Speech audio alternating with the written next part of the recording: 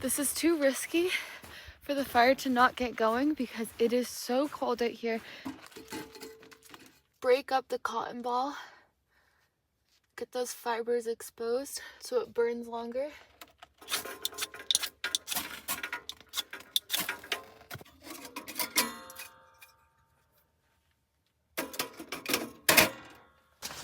I've got insulated booties. Saved some. I picked out the onions for Kiro.